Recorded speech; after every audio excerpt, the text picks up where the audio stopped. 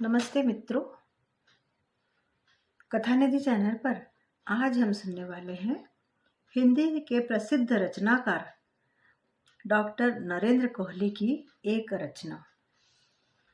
शीर्षक है किरचे। कहानी आपको कैसी लगती है कमेंट करके जरूर बताइएगा। तो आइए कहानी सुनते हैं। 3 दिनों के झुटपुटे के बाद आज पहली बार सूर्य निकला था। बादल छट गए थे और धूप बहुत भली लग रही थी। लिथी खुआंग की तबीयत 2-3 दिनों से काफी खराब चल रही थी। सूर्य निकलने से उसको भी काफी राहत मिली थी। पता नहीं तबीयत ही कुछ सुधर गई थी या मौसम का ही प्रभाव था। लिथी का पति हो सवेरे से ही बाहर गया हुआ था। मौसम के सुधरने की वजह से ही उसका बाहर जाना संभव हो पाया था। हो को बाहर भेजकर लिथी घर के छोटे मोटे कामों में लग गई थी। वह चाहती थी कि दोपहर के लगभग जब हो लौटे तब तक वह सारे कामों से निबट चुकी हो, ताकि दोनों आज के इस सुनहरे दिन की छुट्टी को फुर्सत से बिता पाए। वियतनाम के हा बाक प्रांत में हीन होआ नगर के बाहर की इस बस्ती में जुलाई के महीने में ऐसे सुनहरे दिन बहुत कम आया करते थे, और इन दिनों तो ली ऐसे दिनों के लिए तरस कर रह गई थी। पिछले कुछ दिनों से उसके मन में कुछ विशेष कामों के प्रति बहुत तीव्र उत्कंठा पैदा होने लगी थी। वह कुछ विशेष स्थानों पर जाना चाहती थी, विशेष तरह की चीजें खाना चाहती थी। लगभग 2 वर्ष पहले इन्हीं दिनों जब ली पहली बार माँ बनने की प्रतीक्षा कर रही थी, तो भी उसकी इच्छाएं कुछ इसी प्रकार तीव्र हो उठी थी, पर वे इच्छाएं इन इच्छाओं से बहुत भिन्न थी। तब ली को मीठी चीजों का बहुत शौक हो गया था और खाया करती थी, पर इन दिनों उसे खट्टी चीजें बहुत भा रही थी। पहली बार ली को बेटा पैदा हुआ था, और ली अपने मन में जानती है कि इस बार उसकी गोद में बिटिया आने वाली है। ली के मन में इन दिनों ममता बहुत उमड़ती है। उसे लगता है कि अब वह 2 बच्चों की माँ है। उसके भीतर दुगनी ममता है, पर अभी अपनी अनजाई बिटिया को वह प्यार नहीं कर पाती। बस कभी कभार एकांत पाकर अपने उभरे हुए पेट पर धीरे से हाथ फिरा लेती है। कभी कभी अनदेखी अनचीही बेटी को पुचकार लेती है और उससे बातें भी कर लेती है। जब भीतर ही भीतर बहुत हिलडुल होती है, तो बच्चे को प्यार से इस शरारत के लिए डांट भी देती है। क्यों तंग करती है बिट्टो मेरी, वह उसे समझाती है। अभी से तू इतनी शैतान है तो जन्म लेने के बाद क्या करेगी। ना मेरी बेटी, माँ को तंग नहीं करते। और अपने आप ही मुस्कुरा पड़ती है ली। बाकी समय ली अपना सारा प्यार बेटे पर ही उड़ेलती रहती है। आज सवेरे से ली अपने बेटे के कामों में लगी हुई थी। कभी कभी झुंझलाकर सोचती है, काम ही किसका है उसे, एक इस बेटे का और एक इसके बाप का। दोनों बाप बेटे परेशान करते रहते। नन्हा काई भी बहुत शैतान हो गया है, ली की कोई बात नहीं मानता। धूप निकल आई थी तो ली के मन में बेटे को नहला देने की बात भी आई। 2 दिनों से बारिश हो रही थी, और ली ने नन्हे काई को इस डर से नहीं नहलाया था कि कहीं बच्चे को ठंड न लग जाए। पर आज तो धूप निकल आई थी, आज उसे नहला ही देना चाहिए। बहुत गंदा हो रहा था, और फिर आज न नहलाया तो कल मौसम जाने कैसा रहे। ली ने आंगन में नहलाने की चीजें इकट्ठी कर ली थी और नन्हे काई को भी पकड़ लाई थी। काई जोर जोर से रोता जा रहा था। 3 दिनों से ली और हो ने उसे आंगन में निकलने ही नहीं दिया था। इतनी देर तक कमरे में बंद रहने के बाद काई आंगन में निकला था तो वह मिट्टी से खेलना चाहता था, इधर उधर भाग दौड़ करना चाहता था, और घर के अहाते से भी बाहर निकलकर खेलने जाना चाहता था। पहले तो ली के मन में आया कि बच्चे को थोड़ा खेल लेने दे, पर यदि एक बार वह छूट गया तो उसका दोबारा हाथ आना मुश्किल हो जाएगा। फिर देर भी हो रही थी। इसी तरह काम चला तो हो के घर लौटने तक वह अपना काम समाप्त कैसे कर पाएगी। ना बेटे, रोते नहीं है, उसने काई को समझाया। और राजा बेटा, माँ को तंग नहीं करते। काई रोता रहा और ली उसके कपड़े उतारती रही। पहले कमीज उतारी, बनियान की बारी आई तो काई एकदम मचल गया। वो उसके हाथों से छूट छूट कर जा रहा था। एक बार तो वह लगभग हाथों से निकल ही गया था, पर ली ने उसे फिर घसीट लिया। एक हाथ से ली ने काई को पकड़ा और दूसरे हाथ से पानी को छूकर देखा। पानी बहुत ठंडा नहीं था, और तभी ली के भीतर बहुत जोर से कुछ हिलने डुलने लगा। ली ने गीला हाथ अपने पेट पर रख लिया। ना बेटी ना, तंग नहीं करते, भैया को नहला लेने दे। एक और काई जोर जोर से रो रहा था और उसके हाथों से निकल भागने को मचल रहा था। और दूसरी ओर यह, तुम दोनों भाई बहन तंग क्यों कर रहे हो मुझे? ली ने मुस्कुराकर अपने पेट के उभार की ओर देखा। शैतान बच्चों। और वह सोच रही थी, इस समय हो घर पर होता तो उसकी सहायता कर देता। उसके पेट के भीतर की हलचल बहुत प्रबल हो रही थी। बिट्टू अब और भीतर नहीं रहना चाहती शायद, ली खुद को बता रही थी। उसने अपना ध्यान उधर से हटाकर काई के सिर पर एक लोटा पानी डाला। काई का रोना कुछ और प्रबल हो गया। ना बेटे, नहाते हुए रोते नहीं है, ली ने समझाया। जल्दी जल्दी नहा लो। उसने उसके सिर पर साबुन की टिकिया रगड़नी शुरू की। मुंह पर साबुन नहीं लगाया, नहीं तो काई और भी अधिक जोर से रोने लगता। मुंह पर साबुन बाद में लगा लेगी। हाथों पर साबुन लगाया और मल मल कर हाथों पर लगी मिट्टी उतारी। काई की बाहें फिर एक बार जोर से मचली थी और सहसा बहुत जोर से गूं की आवाज हो उठी। ली चौंकी, क्या हुआ है बिट्टो को? पर दूसरे क्षण ध्यान आया, यह आवाज बिट्टो की नहीं थी। आवाज तो आसमान से आ रही थी। आवाज की दिशा में बहुत सारा धुआं और गर्द गुबार उड़ रहा था। साफ आकाश तो कहीं छिप गया था। सारा वातावरण मटमैला हो गया था और इन सब के बीच 5 विमान उड़े जा रहे थे। ली को स्थिति समझने में क्षण भर भी देर नहीं लगी। उसने साबुन से पुते नन्हे काई को झपट कर अपनी गोद में समेटा। एक हाथ अपने पेट पर रखकर काई की बहन को सांत्वना दी और झपट कर भीतर की ओर भागी। नहाने का पानी, साबुन और तौलिया खुले आकाश के नीचे पड़े थे। चारों ओर शोर ही शोर था, आग और धुआं, मानो मिट्टी धरती की कोख से उछलकर आकाश की ओर जाती थी और फिर आग के समान धरती पर बरस पड़ती थी। धमाके बहुत पास आ गए थे। ली को लगा कि उसका घर धमाकों से घिर गया है। वह घर में अकेली थी और उसके पास 2 बच्चे थे, दोनों एक से एक शैतान। अचानक ही उसके आंगन में जोर का धमाका हुआ। नहाने का सामान धुएं में छिप गया और ली कमरे के बीचों बीच औंधी गिर गई। काई अब भी उसकी गोद में था। ली के मुंह से जोर की एक चीख निकली। उसे लगा कोई आग उसके बाएं नितंब को चीरकर भीतर घुसती चली गई है। काई चुप हो गया था और उसके हाथों से छूटकर नंग धड़ंग साबुन और मिट्टी से सना हुआ उसके सामने बैठा था। पीड़ा के मारे ली की आंखों से आंसू निकल आए। उसने अपने निचले होठ को दांतों से भींच लिया। वह चाहती थी कि दांत होठ को चीरकर मांस में धंस जाए। नितंब की पीड़ा से ध्यान हटाने के लिए वह अपने होठ में दूसरा घाव करना चाह रही थी। बाहर विमानों की आवाज दूर चली गई थी।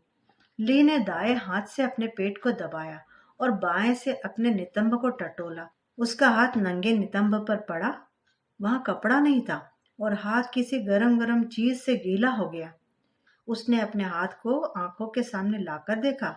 सारा हाथ खून से लाल हो गया था। ली ने पीड़ा से बचने के लिए अपने दांत फिर अपने होठ में गड़ा दिए। हाथों पैरों को समेटकर उठना चाहा और फिसल कर गिर पड़ी। काई पास बैठा बहुत जोर जोर से रो रहा था। हो बस्ती की सीमा तक ही पहुंचा था कि विमानों के बूं से उसके कान खड़े हो गए। यह अनुभव उसके या बस्ती के किसी अन्य व्यक्ति के लिए नया नहीं था। अब तो वे लोग इसके आदी हो गए थे। वर्षों से यह लड़ाई चल रही थी और ना जाने कब तक चलेगी। हर दूसरे तीसरे दिन इसी प्रकार विमान उड़ते हुए आते थे। उनसे बम गिराए जाते थे और फिर बस्ती के परे हीन होआ नगर पर आग, धुआं तथा धूल ही धूल नजर आती थी। पिछले 3 दिनों से वर्षा के कारण ही जहाज इधर नहीं आए थे। आज धूप निकली थी तो विमान भी आ निकले थे। हो समझ नहीं पा रहा था कि वह क्या करे। बस एक ही बात उसके मन में थी। ऐसे समय में उसे अपने घर पर ली और काई के पास होना चाहिए था। वैसे आज तक उनकी बस्ती पर कभी कोई बम नहीं गिरा था, पर विमान इसी प्रकार आते रहे तो किसी भी दिन गिर सकता था। और अचानक विमानों ने बम गिराने प्रारंभ किए।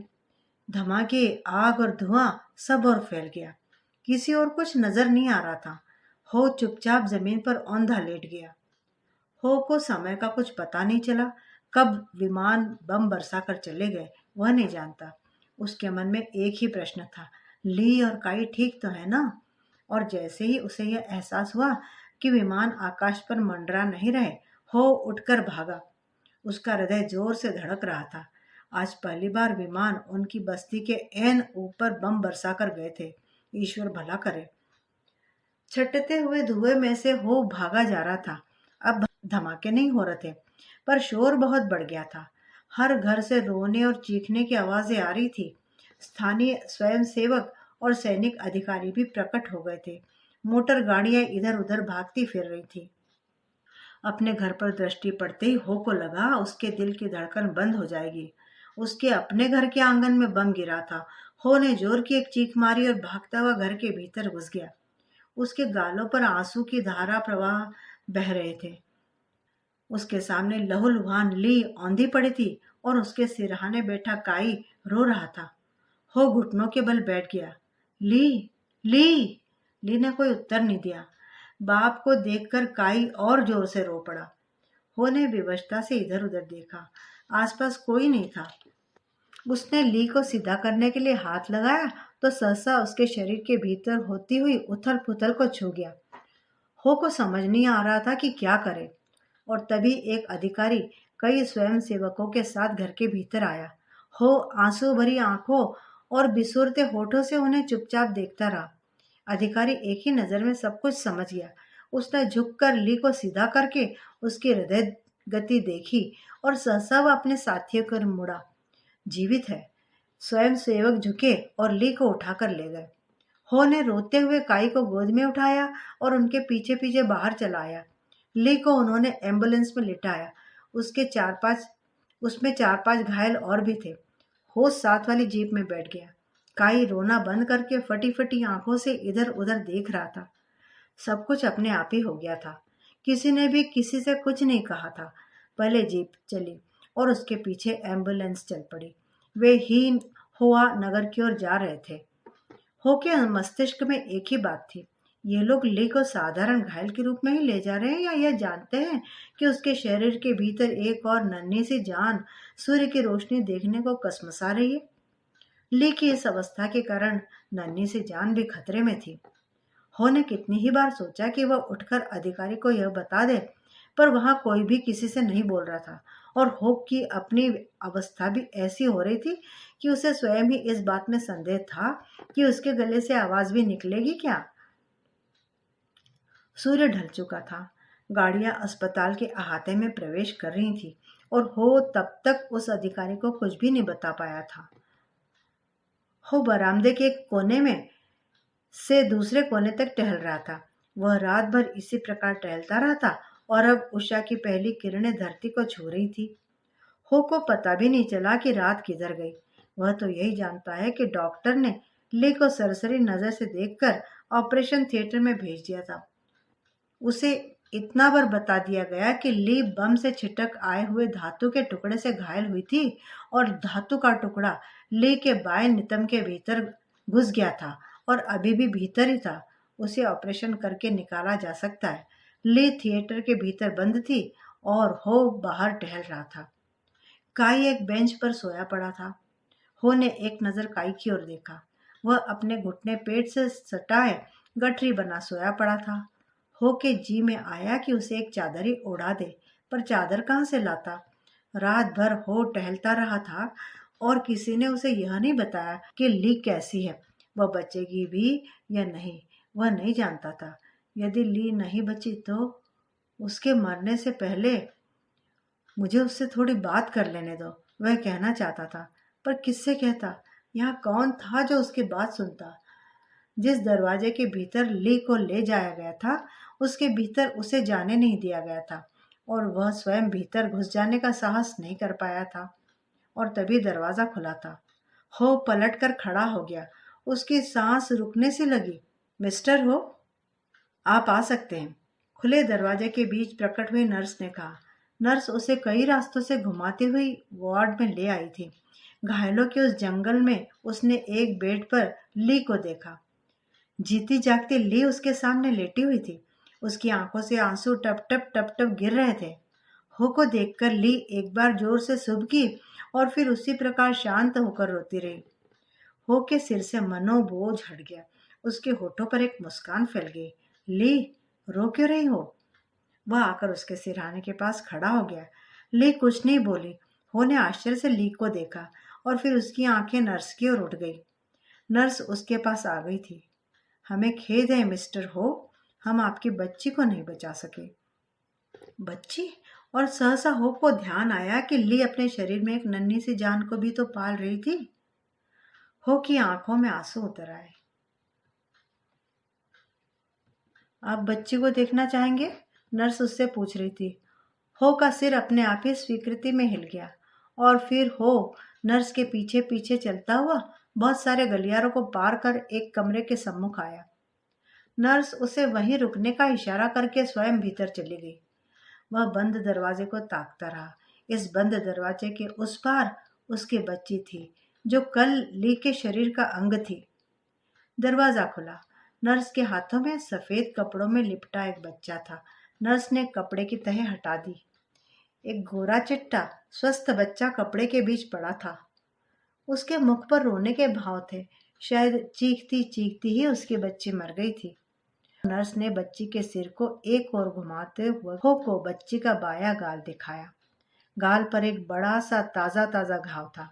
चमड़ी फटी हुई थी और नंगा लाल मांस दिख रहा था। खून चारों ओर से जमकर काला पड़ रहा था। यह बम के उस धातु के टुकड़े से हुआ है, नर्स बोली, जो श्रीमती ली के नितंब में घुस गया था। नर्स ने कपड़े से बच्ची को ढक दिया। हमें खेद है मिस्टर हो, वह फिर बोली, हम आपकी बच्ची को बचा नहीं सके, पर इतनी कम आयु का घायल इससे पहले कभी हमारे पास आया भी तो नहीं था। नर्स ने आंखें मीचकर अपनी आंखों में आए आंसू झटक दिए और दरवाजे के भीतर चली गई। थोड़ी देर बाद हो ली के बेड के पास एक स्टूल पर बैठा था। काई उसकी गोद में था, जो आश्चर्य से कभी माँ को देख रहा था तो कभी बाप को। बोल कोई भी नहीं रहा था। मित्रों, युद्ध की विभीषिका दिखाने वाली यह कहानी हमको भीतर तक झकझोर देती है। आपको कहानी कैसी लगी कमेंट करके बताइएगा और चैनल पे नए हैं तो चैनल को सब्सक्राइब ज़रूर कर लीजिएगा। मिलती हूँ दोबारा, तब तक विदा।